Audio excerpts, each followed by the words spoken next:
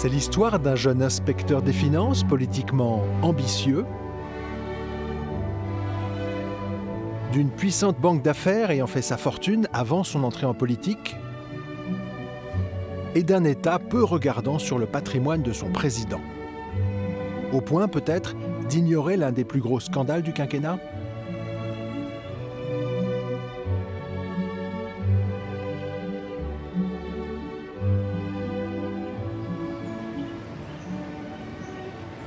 L'événement déclencheur de l'histoire que nous allons vous raconter remonte peut-être au 27 septembre 2017.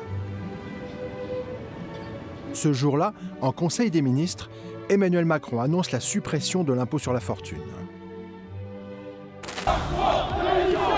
Un an plus tard, il alourdit les taxes sur le diesel. Pour la France d'en bas, il devient le président des riches. C'est le début de la plus grande révolte sociale que la France ait connue depuis mai 68.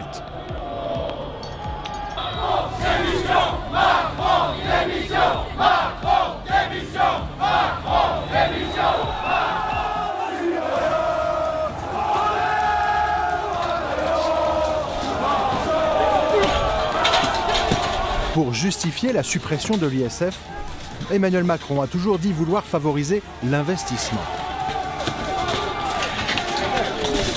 L'ISF a un effet pervers lorsqu'il s'agit de taxer celles et ceux qui peuvent réinvestir dans l'économie et donc être utile au financement de votre économie, au financement de l'innovation et quelque part à votre souveraineté.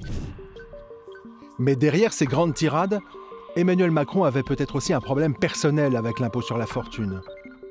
Au fil des années, il était devenu son cauchemar. Voici pourquoi.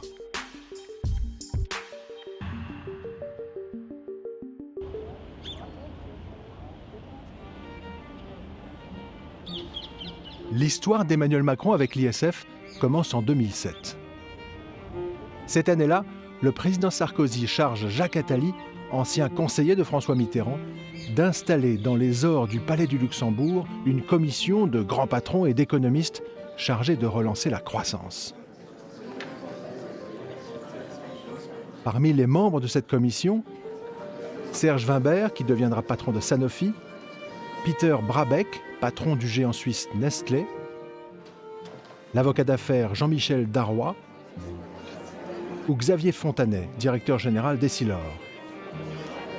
Mais aussi un jeune inspecteur des finances qui va tout faire pour séduire ces barons du capitalisme mondial, Emmanuel Macron. Décryptage du journaliste Mark Endeveld.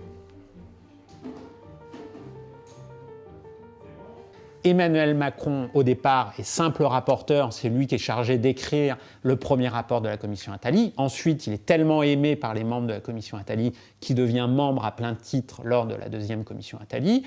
Et donc, Emmanuel Macron, là, il s'adresse à qui ? À l'entre-soi d'une partie du capitalisme français, qui ont d'ailleurs, pour la plupart des grands patrons, du patrimoine accumulé depuis quelques années, de par leur grand salaire à la tête des entreprises. Et donc, ils ont un intérêt direct à supprimer tout ou partie de l'ISF.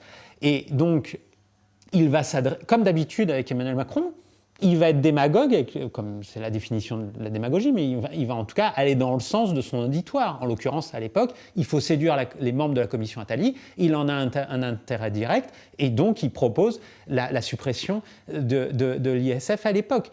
Il était prêt, sur le plan de la fiscalité, à dégommer le symbole de l'ISF et donc de l'impôt sur la fortune au sein même de la commission Attali. Ça fait partie des éléments de l'ambigu M. Macron, qui se fait passer, quand il est secrétaire général adjoint de l'Élysée, pour quelqu'un plus de gauche que certains responsables socialistes, enfin en tout cas c'est les responsables socialistes qui me le disent à l'époque, et de l'autre côté j'apprends qu'à la commission Attali, il a été dans un sens, entre guillemets, dit ultralibéral en proposant la suppression de l'ISF. Sauf que supprimer l'impôt sur la fortune, à l'époque, même Nicolas Sarkozy n'ose pas le faire.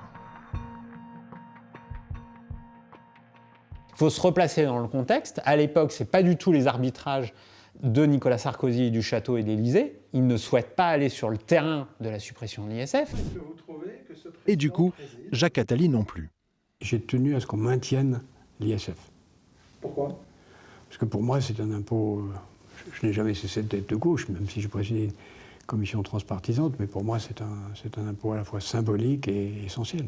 Je pensais que ça aurait été un signal très mauvais à donner en termes de justice sociale que de le supprimer. Et donc, Attali, qui est donc garant, on va dire, de la crédibilité et également de l'acceptation politique de la commission Attali au regard de son principal commanditaire, qui est Nicolas Sarkozy, le président de la République, Jacques Attali va expliquer aux membres de la commission Attali et à Emmanuel Macron lui-même que cette proposition ne peut pas être inscrite dans le rapport de la commission Attali. Après cette première tentative ratée, Emmanuel Macron va faire circuler son CV au sein de la commission. De bonnes fées comme Serge Wimbert ou l'avocat d'affaires Jean-Michel Darrois vont alors le recommander auprès de David de Rothschild, le patron de la plus puissante banque d'affaires franco-britannique.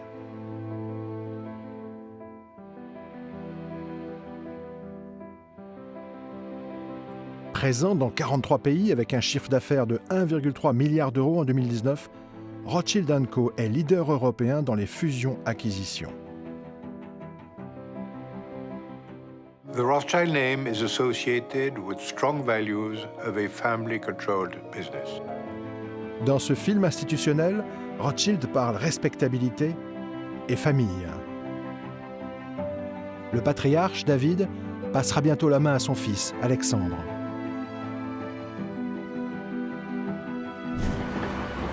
Quand il était ministre du redressement productif, Arnaud Montebourg avait été confronté aux pratiques des banques d'affaires comme Rothschild & Co. Il en a gardé un souvenir mitigé. Un banquier d'affaires, c'est celui qui fait des deals, c'est-à-dire des opérations d'acquisition, fusion ou vente d'entreprises, généralement de taille considérable, et qui reçoit une commission sur la taille de la transaction. Donc si vous vendez une affaire à 16 milliards, vous savez que vous aurez plusieurs centaines de millions à encaisser. Donc c'est un enrichissement sans cause, et surtout qui est causé par une industrie de la transaction qui s'est autonomisée. Donc le banquier d'affaires, il passe sa journée à aller chercher des mandats, c'est-à-dire vous devriez vendre, vous devriez acheter. Et donc c'est la maladie française d'avoir survalorisé cette profession, qui est peuplée des narcs défroqués et qui veulent gagner beaucoup d'argent, beaucoup plus que leurs semblables, qui a fait que la France, finalement, a passé sa vie à tout vendre. C'est donc cette banque d'affaires, spécialiste en fusion-acquisition, qu'Emmanuel Macron intègre en 2008. Et quand il commence à conseiller François Hollande pour son programme économique en 2010, David de Rothschild se frotte les mains. Le fait qu'un banquier de chez Rothschild, un jeune banquier de chez Rothschild, se rapproche politiquement d'un candidat à l'élection présidentielle entre 2010 et 2012, en l'occurrence François Hollande, du Parti socialiste, du côté des responsables de la banque Rothschild, on regardait ça d'un bon œil, parce que c'était une manière pour la banque de se dire si François Hollande est élu, on aura, entre guillemets, une courroie de transmission, on aura en tout cas au moins quelqu'un à qui parler, pour nous permettre de faire passer des messages auprès du plus haut personnage de l'État, en l'occurrence le président François Hollande. Fin 2010, David de Rothschild coopte Emmanuel Macron dans le Saint des Saints, le cercle très privilégié des 20 associés gérants de sa banque. En 3 ans, le jeune inspecteur des finances va faire fortune grâce à Rothschild.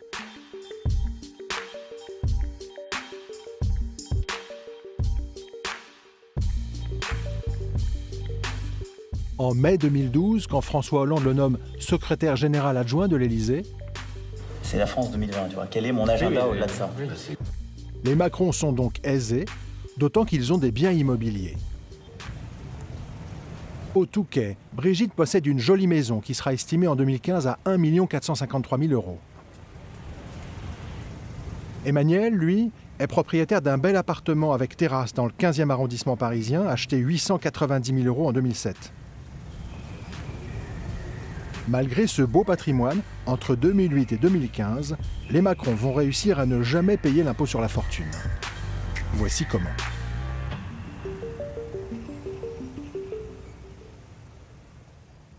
À l'été 2014, quand il remplace Arnaud Montebourg à Bercy, Emmanuel Macron se voit contraint de fournir une déclaration de patrimoine. Depuis l'affaire Cahuzac, ce ministre du budget de François Hollande qui avait caché de l'argent dans un compte non déclaré en Suisse, puis à Singapour, tous les ministres doivent en effet dévoiler ce qu'ils possèdent. Le 24 octobre 2014, Emmanuel Macron réfléchit donc à sa déclaration de patrimoine. Brigitte, on l'a vu, possède une belle maison au Touquet qui sera estimée à 1 453 000 €. Côté Emmanuel, on trouve des liquidités pour 269 000 €, une voiture à 6 000 € et l'appartement parisien, acheté 890 000 € en 2007. Dans le 15e arrondissement où il se trouve, les prix ont augmenté depuis l'achat d'environ 33%, et comme il y a fait 70 000 € de travaux, on peut estimer sa valeur en 2014 à 1 276 000 €, soit un actif total de 1 551 000 €. À son passif, Emmanuel a des dettes, 1 054 000 €, ce qui donnerait un patrimoine net pour lui de 497 000 €.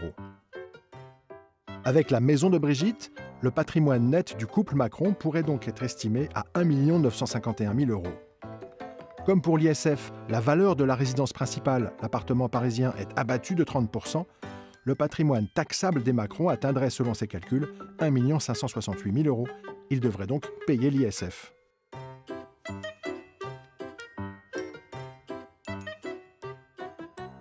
Mais dans leur déclaration, les Macron vont estimer que leurs biens valent moins cher. La maison de Brigitte, ils l'évaluent à 1,2 million d'euros seulement. L'appartement du 15e, Emmanuel oublie les 33% d'augmentation du quartier et l'évalue à 935 000 €, même pas le prix d'achat plus les travaux. Résultat, le patrimoine taxable des Macron ressort désormais à seulement 1 076 000 €, juste en dessous des 1,3 million du seuil de l'ISF. Pour cet inspecteur des finances publiques, minimiser son patrimoine est une ruse classique pour échapper à l'impôt sur la fortune. Le contournement le plus classique, c'est de déclarer un patrimoine immobilier plus faible que sa valeur, sa vraie valeur. Et là-dessus, on a vraiment, sur les biens situés par exemple à Paris, c'est typique. Faut réfléchir à la place du contribuable. Il va dire, mais moi je l'ai acheté 500 000 €. Il vaut 500 000 €. Il n'en vaut pas 1 million ou 1,5 million, vous voyez. Donc ça c'est très très classique. L'autre moyen, ça peut être d'augmenter votre passif, vos dettes. Comme ça, votre actif net, il sera inférieur. Comment faire pour ça ? Par exemple, si vous avez assez de liquidité pour acheter un bien cash, au lieu de l'acheter cash, vous faites un prêt. En faisant un prêt, vous réduisez votre actif net et donc finalement, vous pouvez échapper à une bonne partie de la taxation à l'ISF. L'actualité ce mercredi marquée par une nouvelle... Sous-évaluer ses biens pour échapper à l'ISF, François Hollande et Ségolène Royal l'avaient déjà fait en 2007. Souvenez-vous. Affirme le Canard enchaîné. Selon l'hebdomadaire satirique, le montant total de leurs biens se montrait à 1,8 million d'euros. Le couple aurait donc dû payer plus de 6 000 € au titre de l'impôt de solidarité sur la fortune, 7 fois plus que ce qu'il a effectivement déboursé. Véronique Fèvre. 120 mètres carrés sur les hauteurs de Cannes avec jardin, piscine et vue sur la mer. La maison de Mougins vaudrait selon Ségolène Royal 270 000 €. Une somme qui ne suffirait même pas à acheter le terrain nu selon les experts immobiliers rencontrés par le Canard enchaîné. 2 maisons voisines sont d'ailleurs à vendre, prix affiché au moins 1 million d'euros. Pour les professionnels, la maison du couple est clairement sous-évaluée. Elle vaudrait 850 000 € minimum. Une accusation balayée par la candidate PS. Ils ne sont même pas venus la visiter, donc ils parlent de ce qu'ils ne connaissent pas. C'est une maison de famille qui a été achetée en 1986, il y a plus de 20 ans. Peut-être vaut-elle plus que ce qu'elle a été estimée par l'expert comptable, mais ça c'est aux services fiscaux de le décider. En plus de la maison, l'appartement de Boulogne aurait également été sous-estimé. Selon le Canard, au final, Ségolène Royal aurait pulvérisé les records de sous-évaluation immobilière. Avec un tel patrimoine, elle aurait dû payer plus de 6 000 € au titre de l'ISF. C'est 7 fois plus que ce que le couple Hollande-Royal a versé. Sauf que sous-évaluer ses biens, c'est rarement sanctionné. Ouais, mais ça... C'est pas illégal de sous-déclarer, au sens où, si vous passez entre les mailles du filet, tant mieux pour vous, tant pis pour le fisc, mais on considère que vous avez déclaré. Ensuite, le contribuable, on l'interroge, il va dire « j'ai oublié ». C'est tout ce qu'il va dire. Il va dire « j'ai oublié ». Parce que Macron aurait pu dire j'ai oublié de réévaluer mon logement. Tout à fait. En 2015, conscient de cette mansuétude de Bercy, Emmanuel Macron va se montrer très sûr de lui. Sur les plateaux télé, le nouveau ministre de l'économie martèle un peu nerveusement à qui veut bien l'entendre qu'il ne serait ni riche, ni concerné par l'impôt sur la fortune. Je ne me considère pas comme riche. J'ai d'ailleurs, comme tous mes collègues, fait à la fois une déclaration de patrimoine et d'intérêt. Ouais. Et vous avez pu constater que je n'étais pas à l'impôt sur la fortune et que je n'étais pas multimillionnaire. Mais quelques mois plus tard, Emmanuel Macron va bizarrement relancer la guerre qu'il mène depuis 2007 contre l'impôt sur la fortune.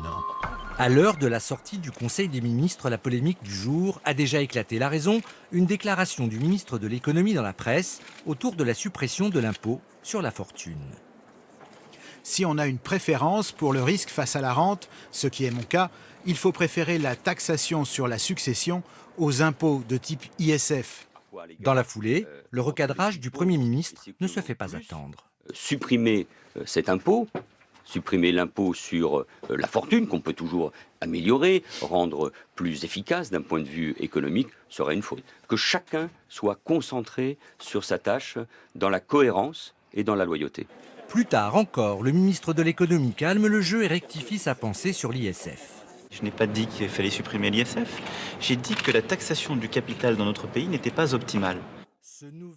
Si Manuel Valls se montre agacé, les collègues de Macron à Bercy, Michel Sapin et Christian Eckert, sont pour leur part exaspérés.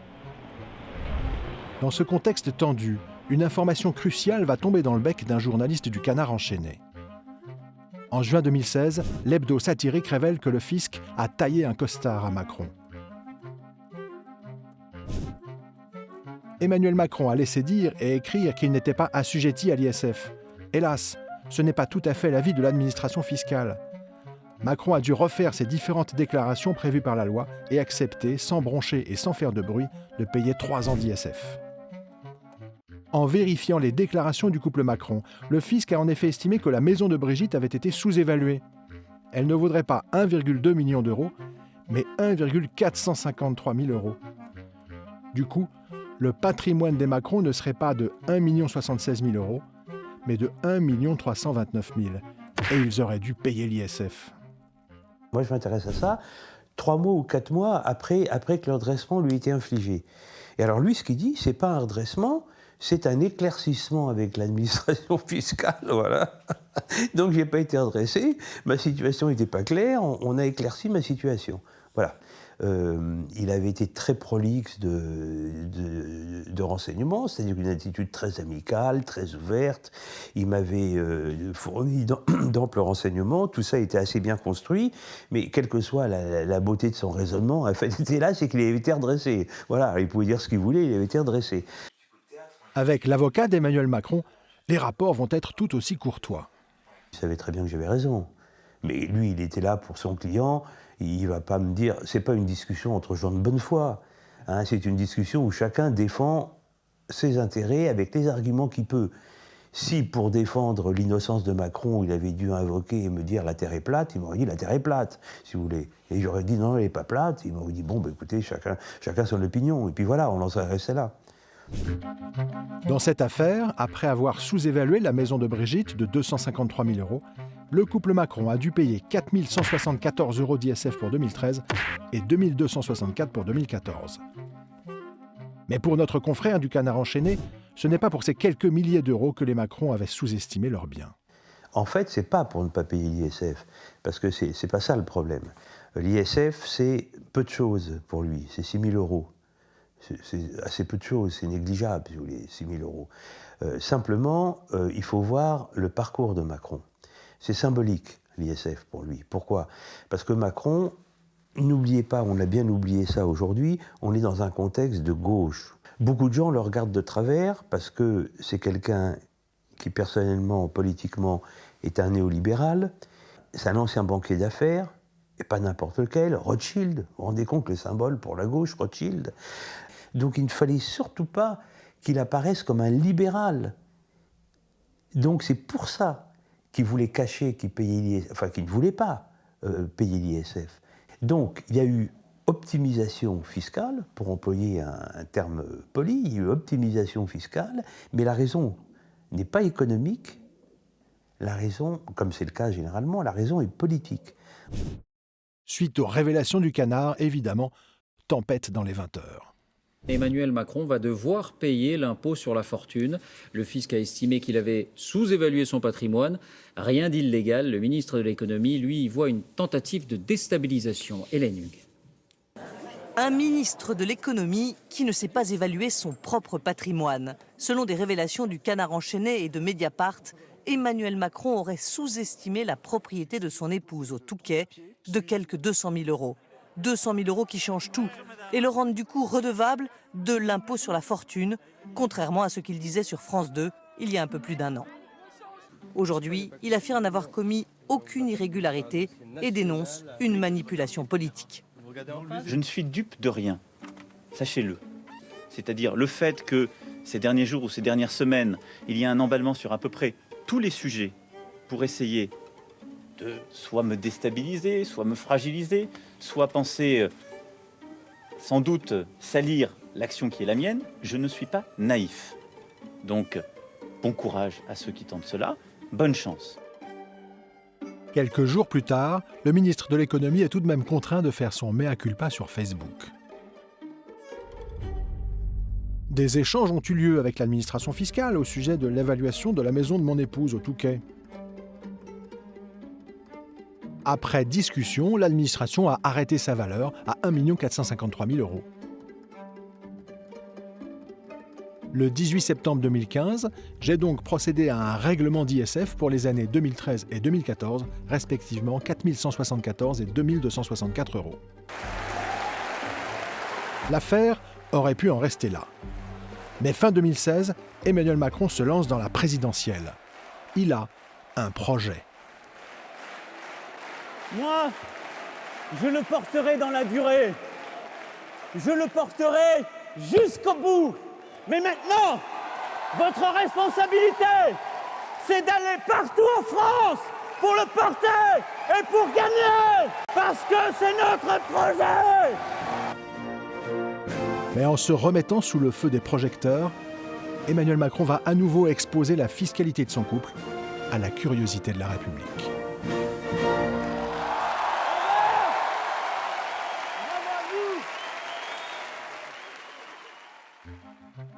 Le 16 mars 2017, comme tous les candidats, Macron fournit à la Haute Autorité pour la transparence de la vie publique une déclaration de patrimoine actualisée. Son appartement du 15e a été vendu 980 000 euros, ce qui lui a permis de rembourser une bonne part de ses dettes. À l'actif de son patrimoine, il ne déclare que 609 000 euros. Et au passif, 53 000 euros d'indemnité de rupture qu'il doit à la fonction publique et 246 000 euros qu'il doit encore au Crédit Mutuel suite à un emprunt contracté fin 2011 pour prêter de l'argent à Brigitte. À l'entendre, son patrimoine net avoisinerait donc 308 000 euros. Mais en examinant de près cette déclaration de patrimoine, cet avocat fiscaliste va y repérer une anomalie.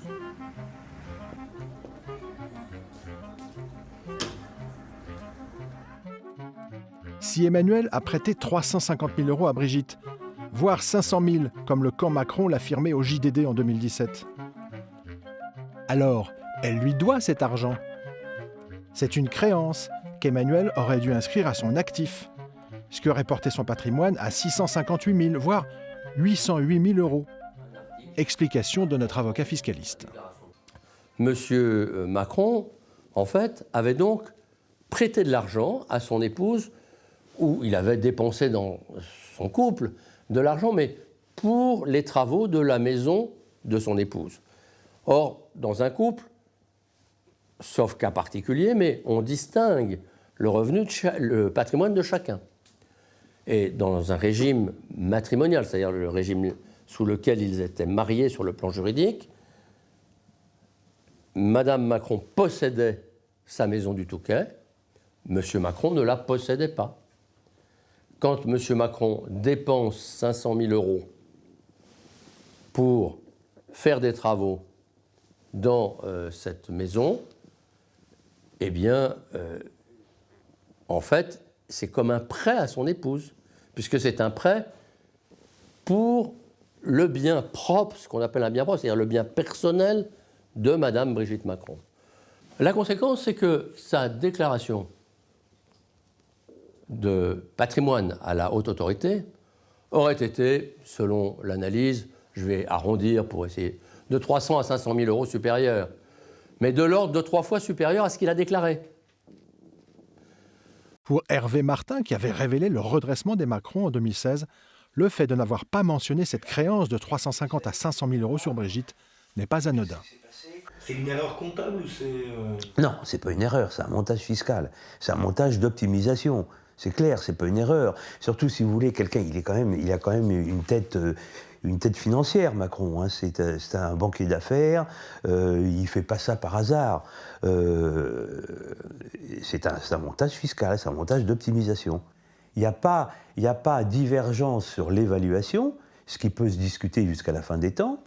Là, il y a montage, c'est-à-dire introduction d'un élément qui n'a pas à être pris en compte. C'est la structure même de calcul qui est fausse.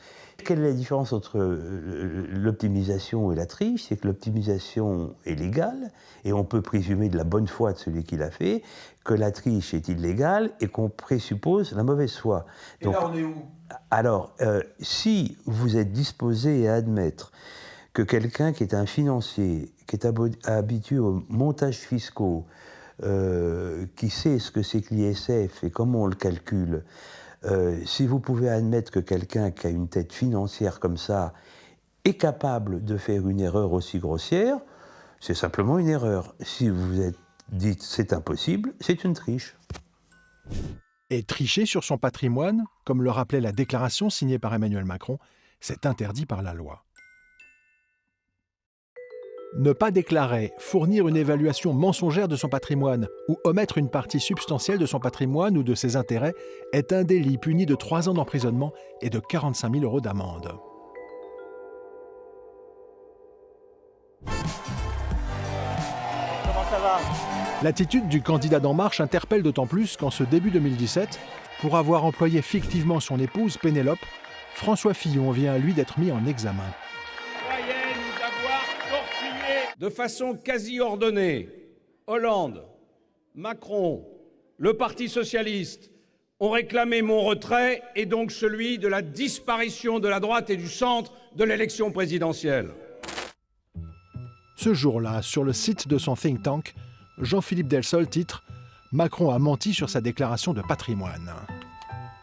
Le candidat d'En Marche ne réagissant pas, Delsol saisit la haute autorité pour la transparence de la vie publique.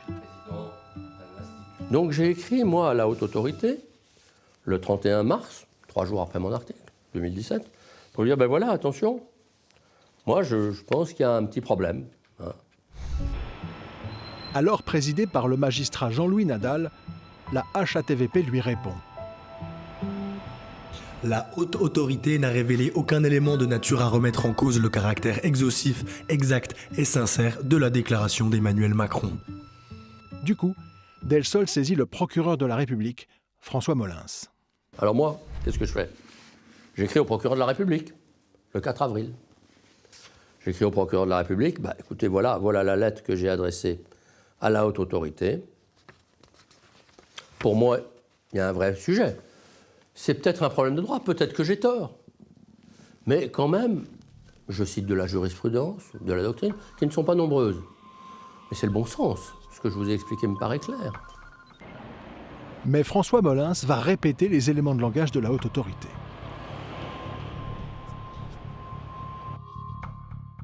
Le collège de la haute autorité s'est prononcé par 2 délibérations dans lesquelles il a constaté qu'en l'état de ces informations, aucun élément ne permettait de remettre en cause le caractère exhaustif, exact et sincère des déclarations de M. Emmanuel Macron.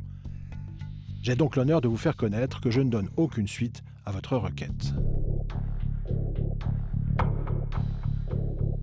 La justice vous dit ça? La justice me dit ça. Sans enquêter? Sans enquêter. Et à quelques jours de la présidentielle de 2017, Emmanuel Macron attaque Maître Delsol en diffamation. Il m'attaque. Donc il montre à tout le monde que c'est faux puisqu'il m'attaque. Mais il sait très bien que moi je ne pourrais pas l'attaquer. s'il est élu. À l'audience, fin 2019, le parquet propose donc de suspendre la procédure. Et le procureur, c'est une femme, a effectivement dit on est dans un cas très particulier qui est pour nous tout à fait nouveau. Nous ne connaissons pas de jurisprudence en la matière, mais on comprend bien que Maître Delsol n'est pas en mesure de démontrer judiciairement qu'il a raison, puisqu'il ne peut pas aller devant un tribunal correctionnel, lui, contre M. Macron aujourd'hui.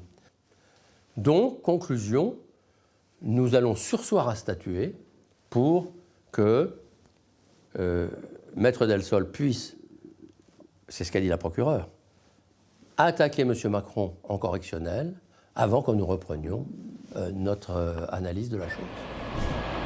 Mais attaquer Emmanuel Macron en correctionnel, c'est impossible tant qu'il est président. Ce serait pourtant d'autant plus intéressant qu'en 2014, une incohérence était apparue entre ce qu'il affirmait avoir gagné chez Rothschild, près de 3 millions d'euros ici en rouge, et le modeste patrimoine qu'il déclarait alors, seulement 156 000 euros. Sa fortune se serait-elle envolée ?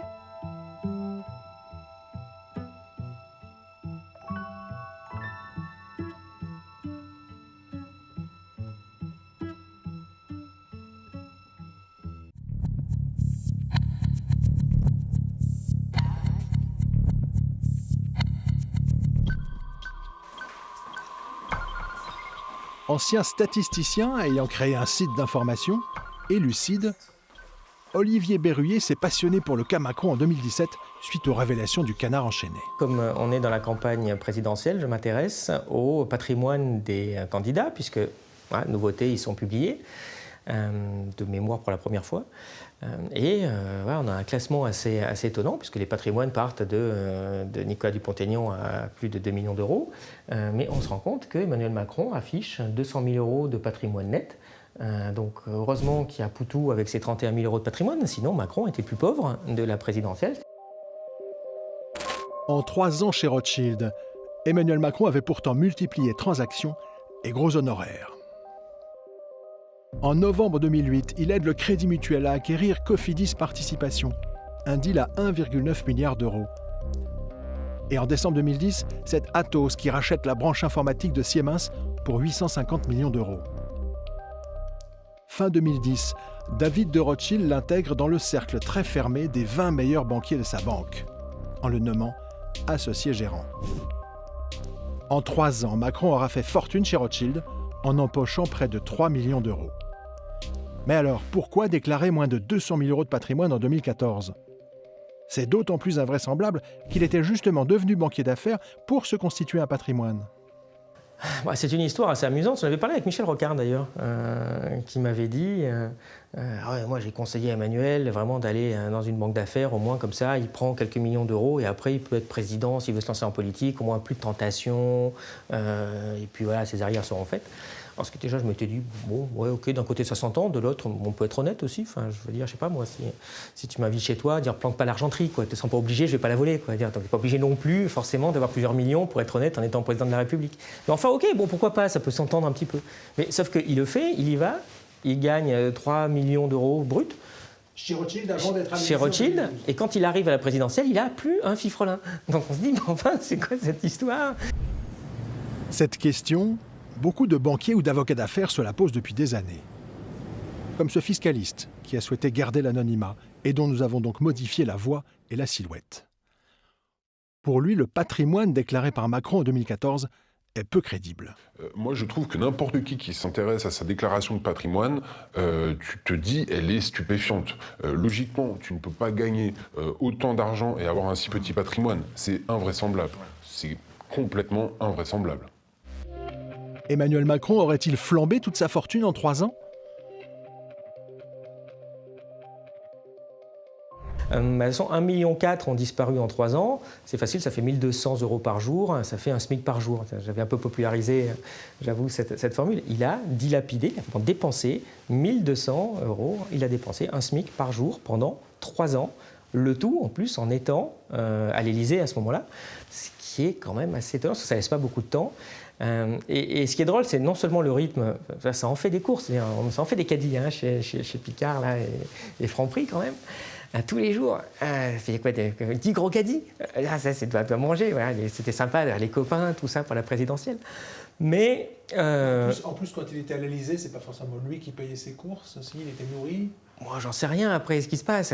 C'est une moyenne, un SMIC par jour. Hein. Ça veut dire qu'il dépense aussi pas loin de 10 000 euros le week-end peut-être. Je ne sais pas s'il va au combat, s'il est avec les amis, s'il fait des trucs, s'il fait des voyages, s'il fait des... Bon, aucune idée. Hein. Il fait peut-être des allers-retours à Bali chaque week-end, mais c'est pas bon pour les gaz à effet de serre. Ça. Et en fait, voilà, on n'a jamais eu la réponse et c'est assez rigolo en fait. Je répète, c'est légal et puis il fait ce qu'il veut de son argent. Mais ce qui m'avait étonné, c'est on se dit, mais enfin, c'est un comportement très étrange en fait. C'est une personnalité très étrange d'agir de cette façon-là. Le type, il a vécu comme un émir saoudien. La différence, c'est qu'au bout de 3 ans, il n'a plus un centime. En fait, alors que le saoudien, normalement, il a encore pas mal de pétrole qui est rentré d'ici là. D'autant plus étonnant qu'en 2012, Macron confirmait à Libération qu'il s'était mis au service de Rothschild pour mettre de l'argent de côté. L'idée était aussi de me mettre à l'abri financièrement. J'ai pas de goût de luxe ni de gros besoins, mais j'accorde beaucoup de prix à mon indépendance. Selon cet ouvrage récent, il aurait fait la même confidence à l'avocat d'affaires Jean-Michel Darrois. « Je veux gagner de l'argent pour être riche avant d'entrer en politique. » Pour notre fiscaliste, l'hypothèse que Macron ait claqué tous ses millions ne serait pas crédible en cas de contrôle fiscal. Alors, c'est vrai que si je devais m'emparer de ce dossier pour aller le défendre aux impôts, je dirais là, on va avoir quand même du mal à expliquer cette situation. Il va falloir que vous me donniez des explications très précises et que vous m'apportiez des éléments concrets, tangibles et circonstanciés. Moi, en fait, je ne peux pas dire à celui qui est en face de moi, monsieur, désolé, il a tout dépensé, ça ne tiendra pas. C'est-à-dire que vous, avocat fiscaliste, vous ne pourriez pas défendre ce dossier devant l'administration fiscale, c'est ça un peu l'idée? Ah non, c'est indéfendable, ça. Ça, c'est totalement indéfendable. Ça va? Du coup, dès la campagne 2017, la question des millions disparus de Macron s'invitait déjà sur les plateaux télé. Il déclare un patrimoine faible, très faible, inférieur à la moyenne des Français. Et même si on ajoute les intérêts d'emprunt, peut-être même un patrimoine négatif, c'est-à-dire qu'il serait ruiné. Or, M. Macron a gagné plus de 3 millions d'euros entre 2010 et 2013 quand il était chez Rothschild. 3 millions d'euros. Donc je n'accuse pas, je pose une question. Comment on explique cette disproportion entre ce qu'il a gagné et ce qui apparaît dans son patrimoine ? Le 13 mars 2017, intrigué par le cas Macron, le président de l'association Anticor écrit à la Haute Autorité pour la transparence de la vie publique. Au regard du revenu perçu de 2009 à 2014, 3,3 millions d'euros, et du patrimoine net déclaré en 2014, 200 000 euros, l'association demandait à la HATVP de vérifier le caractère exhaustif, exact et sincère de la déclaration de patrimoine de M. Macron. Et 10 jours après cette saisie, nous avons reçu un courrier de la HATVP qui a dit qu'elle avait contrôlé ce point qui posait question et qu'a priori, il n'y avait pas de problème. Quelques jours plus tard, c'est le candidat lui-même qui va tenter d'éteindre l'incendie, toujours sur France 2. Avez-vous vraiment dépensé en 3 ou 4 ans 1 million d'euros pour avoir un patrimoine aussi modeste qui vous situe juste au-dessus de Nathalie Arthaud parmi les candidats? Alors d'abord, je vous remercie de la précision avec laquelle vous retranscrivez tout ça, parce que parfois on peut tout confondre, il y en a beaucoup qui cherchent à tout confondre. Cette campagne présidentielle, elle a été polluée par les affaires. Il y a 2 candidats qui ont des affaires, les autres n'en ont pas. Non mais, c'est important de le rappeler. Je ne fais aucun amalgame. Deuxième chose, j'ai bien gagné ma vie quand j'ai travaillé dans le secteur privé. Très bien gagné ma vie. Et d'ailleurs, c'est très bien d'avoir un métier dans le secteur privé. J'ai payé beaucoup d'impôts. Et c'est très bien ainsi. Je les ai inclus dans le calcul. Et je ne suis pas quelqu'un qui aime l'argent, sinon d'ailleurs, je n'aurais pas quitté le secteur privé. Bon. C'est pas la question. Non, mais je vous le dis les choses parce que moi, j'ai le droit de le remettre dans le contexte. C'est encore mon droit. C'est pas la question, mais c'est ma réponse. Et ça va être ma réponse jusqu'au bout. Troisième chose, malheureusement, vous ne prenez pas en compte dans votre calcul le fait que j'ai fait aussi des travaux dans ce qui était la maison que j'ai, ce qui a été d'ailleurs pris en compte et ce qui a été transcrit à la Haute Autorité. Elle en a eu à connaître, simplement elle ne le rend pas public. Les travaux font augmenter la valeur d'un patrimoine. C'est bien pour ça que ce patrimoine a augmenté dans sa valeur nette, mais que j'avais beaucoup d'endettement. J'avais beaucoup d'endettement quand j'ai quitté la fonction publique, parce que je n'avais pas de mise de départ, moi, mes parents ne m'ont pas financé, je ne suis pas quelqu'un qui a été aidé, j'ai été élevé, mes parents m'ont donné ce qu'il y a de plus précieux, une éducation. Et donc, j'ai tout emprunté quand j'ai acheté un appartement à Paris. Et bien voilà, j'ai progressivement remboursé, et j'ai utilisé l'argent que j'ai gagné à rembourser une partie de mes emprunts, d'une part, et à faire des travaux d'autre part. Des travaux dans la maison que j'ai ? Bah, c'est la maison de Brigitte. Et l'argent venait notamment d'un prêt de 350 000 € accordé par le Crédit Mutuel fin 2011. J'ai utilisé l'argent que j'ai gagné à rembourser une partie de mes emprunts ? Bah, l'argent venait notamment de l'appartement parisien revendu 980 000 € en 2015. Ce soir-là, le mystère des millions disparus d'Emmanuel Macron restera donc irrésolu.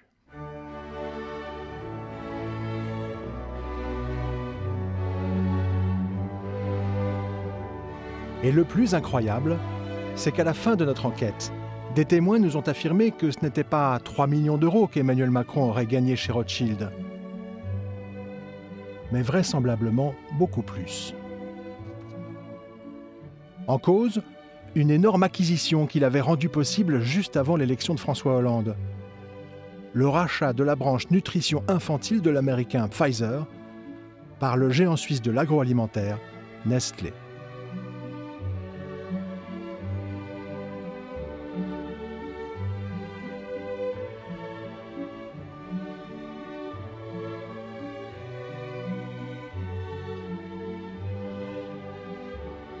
Mi-avril 2012, juste avant de rejoindre François Hollande à l'Élysée, Emmanuel Macron va conclure in extremis l'un des plus gros deals de l'année chez Rothschild. Le Suisse Nestlé a été le plus offrant dans l'enchère qui portait sur le rachat de la division lait infantile de l'américain Pfizer. Le Suisse a sorti son trésor de guerre pour faire échec au français Danone qui était également sur les rangs. 12 milliards de dollars, soit près de 10 milliards d'euros. Un prix justifié selon Nestlé par l'énorme potentiel de la division Pfizer Nutrition.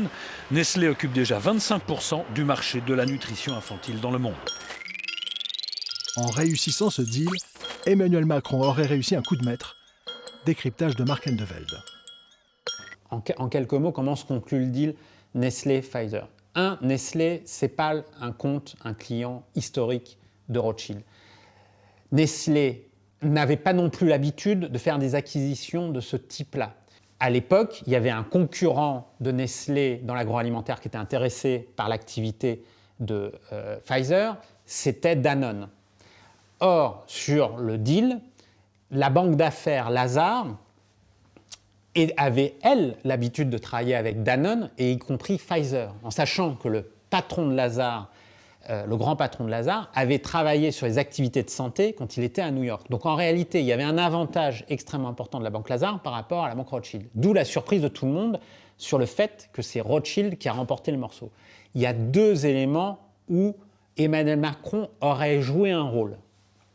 Les deux éléments où Emmanuel Macron aurait joué un rôle, c'est parce qu'il aurait réussi à séduire Peter Brabeck, donc grand patron de Nestlé en Suisse, particulièrement difficile d'accès, mais qu'il connaissait et dont il s'était rapproché grâce et par sa présence à la commission Attali. Mais dans le même temps, il y a également la proximité d'Emmanuel Macron avec l'avocat d'affaires, donc Jean-Michel Darrois. Pourquoi ? Parce que Jean-Michel Darrois, qui était lui-même à la commission Attali d'ailleurs, connaît très bien le directeur juridique de chez Nestlé. Et donc va présenter à Emmanuel Macron le directeur juridique de chez Nestlé. Mi-avril 2012, Emmanuel Macron aurait lâché à un proche « J'ai le week-end pour convaincre Nestlé de remonter le prix. Si j'y arrive, je suis riche. » Puis il fonce au siège de Nestlé implanté à Vevey en Suisse, au bord du lac Léman. Au cours de notre enquête, une personnalité proche de la banque Rothschild a accepté de nous dévoiler en off les coulisses de ce deal historique. Condition que nous préservions son anonymat. Nous avons donc modifié sa voix, mais voici ses propos.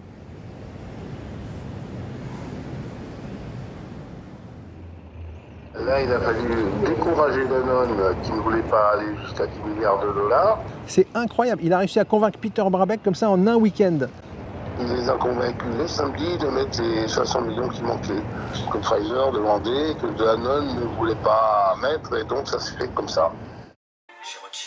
En 2016, sur France 3, l'un des mentors d'Emmanuel Macron chez Rothschild évoquait les savoir-faire qu'il avait acquis dans la célèbre banque d'affaires.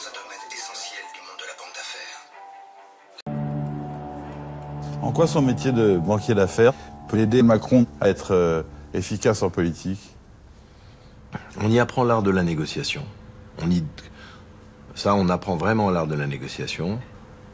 On est amené aussi beaucoup, et ça c'est, j'allais dire heureusement ou malheureusement, utile en politique, à communiquer, c'est-à-dire à raconter une histoire. Dans le jargon, quand on fait une opération, on construit ce qu'on appelle une equity story, qui est l'histoire qui va donner aux actionnaires envie de voter cette opération, d'acheter les titres ou d'apporter leurs titres.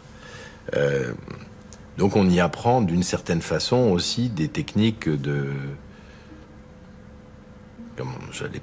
pas de manipulation de l'opinion, mais un petit peu. Manipulation de l'opinion? C'est que je ne me considère pas comme riche. J'ai d'ailleurs, comme tous mes collègues, fait à la fois une déclaration de patrimoine et d'intérêt, et vous avez pu constater que je n'étais pas à l'impôt sur la fortune et que je n'étais pas multimillionnaire. Je n'ai pas dit qu'il fallait supprimer l'ISF, j'ai dit que la taxation du capital dans notre pays n'était pas optimale. J'ai bien gagné ma vie quand j'ai travaillé dans le secteur privé. Très bien gagné ma vie. Non. Chez Rothschild, Emmanuel Macron aurait donc très bien gagné sa vie et probablement atteint l'objectif qu'il s'était fixé, devenir riche. Mais au fait, quelle commission a-t-il perçue dans l'opération Pfizer-Nestlé, ce deal historique à 9 milliards d'euros?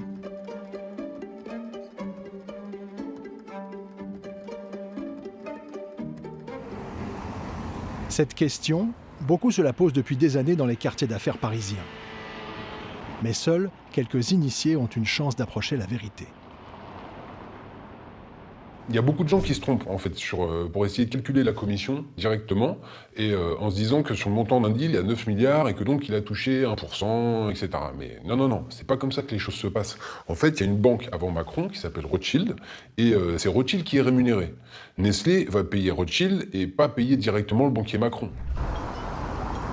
Interrogé sur la rémunération qu'elle a perçue dans le deal Pfizer-Nestlé, la banque Rothschild nous a fait répondre: les honoraires versés à l'entreprise pour une opération de conseil, quelle que soit sa nature, sont du ressort du client. Ils n'ont donc pas vocation à être rendus publics. Mais selon l'organisation américaine Merger and Acquisition Source, les banques d'affaires perçoivent en moyenne entre 0,5 et 1,5% des deals supérieurs à 500 millions de dollars.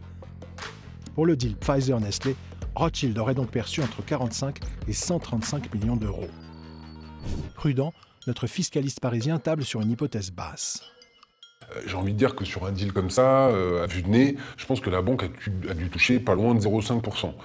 Je pense que c'est un deal à 9 milliards, la banque a touché, je sais pas, mettons 30 millions. Sur ces 30 millions minimum, difficile d'établir combien Emmanuel Macron, artisan du deal, a pu toucher. Quand, au sein de la banque d'affaires Rothschild, un deal est conclu, c'est l'ensemble des associés qui touchent une part non négligeable du deal, y compris quand ils ne sont pas à l'origine du deal. Et donc il y a une répartition, y compris opaque, au sein même de la banque. C'est-à-dire que les associés entre eux et surtout leurs collaborateurs ne sont pas forcément au courant de combien a gagné leurs collaborateurs ou leurs partenaires associés. Mais sur le magot, entre guillemets, récupéré par la banque Rothschild, il y a une répartition qui s'est formée. Dont on ne connaît pas la répartition. La réponse se trouverait-elle dans la déclaration d'intérêt transmise par Macron à la HATVP en 2014 ? Pour toute l'année 2012, il n'y déclarait que 720 000 euros de bénéfices industriels et commerciaux. Mais là encore, pour notre fiscaliste parisien, c'est peu crédible. Bon, ça voudrait dire que si on s'en tient à ça, en 2012, il aurait touché une commission de 700 000 sur la commission touchée par Rothschild. Faites le calcul. Si on dit 700 000 sur 30 millions, c'est peau de chagrin. C'est vraiment peau de chagrin. Si on fait le calcul... Macron aurait-il été payé sur l'année suivante ? Non. En 2013, il ne déclarait que son salaire de secrétaire général adjoint de l'Élysée. Selon notre source proche de la banque Rothschild, l'hypothèse que Macron n'ait pu gagner que quelques centaines de milliers d'euros sur le deal Pfizer-Nestlé n'a jamais convaincu les milieux d'affaires. C'est une histoire pour endormir les petits enfants le soir. Et personne de sérieux ne l'a cru, ce truc, c'est n'importe quoi. Vous voulez dire personne de sérieux n'a cru les explications qu'il a données sur sa rémunération chez Rothschild? C'est ça. Tout le monde savait que c'était du pipeau. Pour notre avocat fiscaliste spécialisé en fusion-acquisition, le montant réel perçu par Emmanuel Macron lors du deal Pfizer-Nestlé est probablement beaucoup plus élevé. Je le dis ça avec beaucoup de prudence. Et ce sont des choses qui restent le plus souvent très confidentielles. Mais j'ai aussi l'habitude de ce genre de deal, enfin de ce genre de transaction. J'estime qu'une rémunération de l'ordre de 5 à 10 millions aurait été quelque chose de minimum. Je n'en sais rien. Je dis simplement que ça pose des questions et qu'il n'est pas tout à fait logique que personne et que la haute autorité n'en ait pas parlé. Selon notre personnalité proche de la banque Rothschild, la modestie des revenus déclarés par Emmanuel Macron en 2012 s'expliquerait par le fait que chez Rothschild, tout n'est pas forcément versé en France.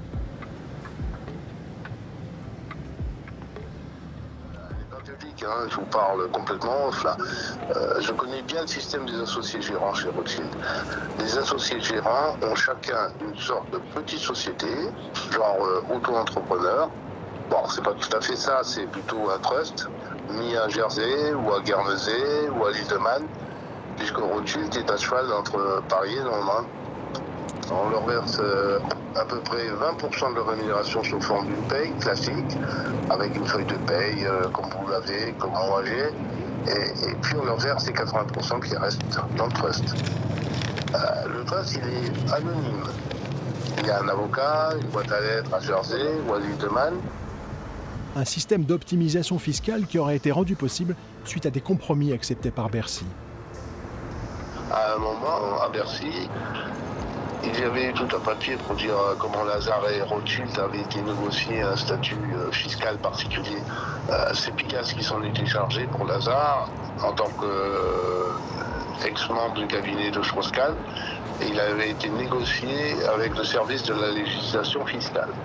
Et Rothschild avait embrayé également, et il avait obtenu ce système-là. C'est quelque chose qui serait légal en fait de verser 80% des FIS à l'étranger? Eh oui, voilà. Arguant du fait que Rothschild a 2 sièges qui sont à Londres, Londres et Paris. Donc, en tout cas, ça a été approuvé à ce moment-là par le fisc français.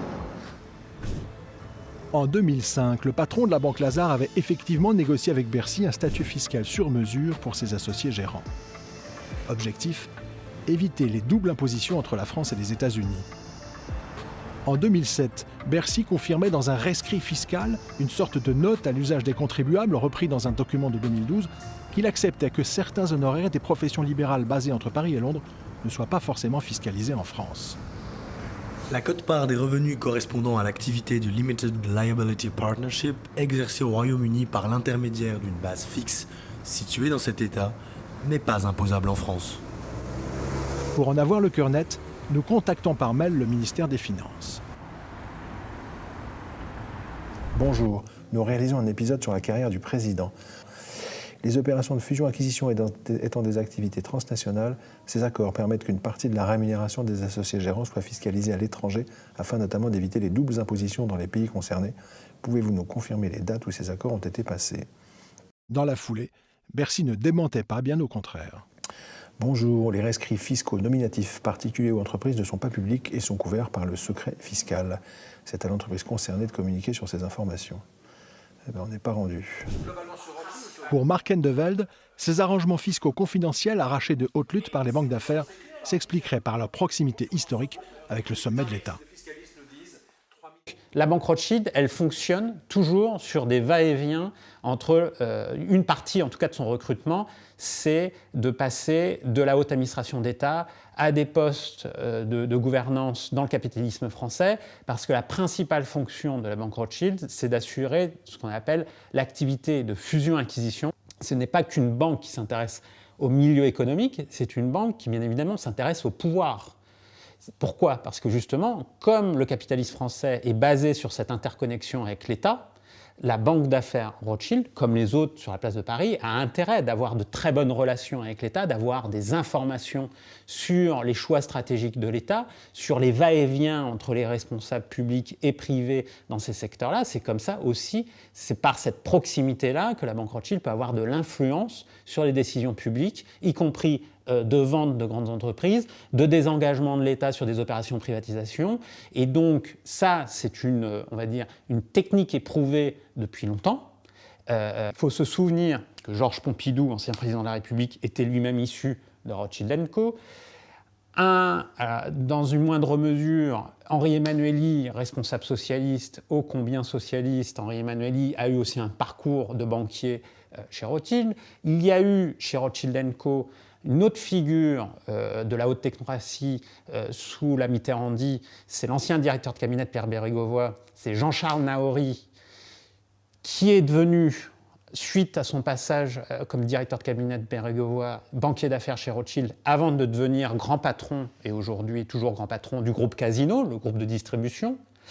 Et puis, il y a Nicolas Bazire, ancien directeur de cabinet d'Édouard Balladur, ensuite qui est passé par la banque Rothschild. Il y a également l'ancien secrétaire général adjoint de Nicolas Sarkozy, François Pérolle, donc secrétaire général adjoint. D'ailleurs, pour l'anecdote, Emmanuel Macron, quand il arrive à l'Élysée comme secrétaire général adjoint de François Hollande, il reprend le bureau historique de François Pérolle, ancien secrétaire général adjoint de Nicolas Sarkozy, et tous les deux sont en réalité issus de la même filière Rothschild. Après avoir fait fortune dans la prestigieuse banque franco-britannique, Emmanuel Macron aurait-il omis de mentionner certains honoraires perçus à l'étranger ? C'est ce que nous a affirmé notre personnalité proche de la banque Rothschild. Ce qui fait que quand il fait sa déclaration, il a pu dire qu'il avait peu d'argent, qu'il avait gagné 2 ou 3 millions chez Rothschild, mais il ne fait apparaître que ce qu'il a reçu en France. Il n'a pas fait apparaître qu'il avait reçu dans un trust. Et ce n'est pas illégal, dans la mesure où, comme c'est dans le trust, ce n'est pas à lui. Quand il veut que ça redevienne à lui, il suffit qu'il claque dans les doigts. Et à ce moment-là, le système fait que l'avocat, payé par Rothschild, libère les fonds et les verse sur un compte au Panama, ou sur un compte en France, sur un compte en Belgique, enfin là où il est, là où il le demande. Bon, actuellement, il y a un trust quelque part. C'est évidemment pas dans les Macron Leaks que vous le trouverez. Et donc, il n'a pas menti dans sa déclaration de patrimoine, mais il n'a pas dit la vérité vraie. Présidence de la République, nous vous prions... Après plusieurs mails au service de presse de l'Élysée restés sans réponse, nous appelons la présidence de la République.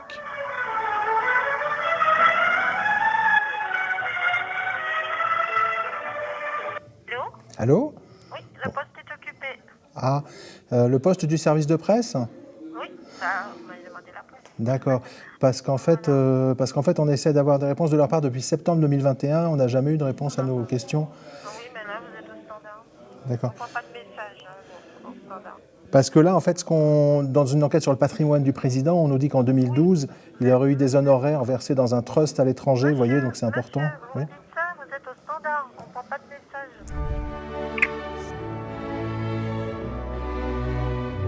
En 7 mois et 8 épisodes de notre série « Emmanuel, un homme d'affaires à l'Élysée », la présidence de la République n'a jamais répondu à une seule de nos questions. Début 2022, quand Emmanuel Macron a déclaré un nouveau patrimoine de 500 000 €, un hashtag est apparu sur Twitter. Et manifestement, beaucoup d'internautes entretiennent vis-à-vis des déclarations du président de la République une certaine distance critique.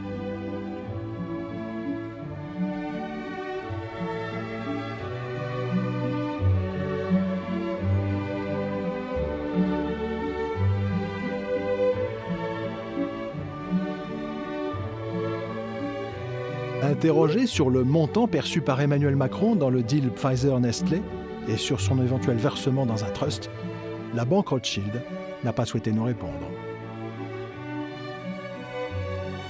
Confronté à la même question, l'Élysée a également choisi de ne pas nous répondre. Le mystère des commissions perçues par Emmanuel Macron dans le deal Pfizer-Nestlé reste donc pour l'instant enfoui dans l'opacité du système Rothschild et de ses accointances au plus haut sommet de l'État.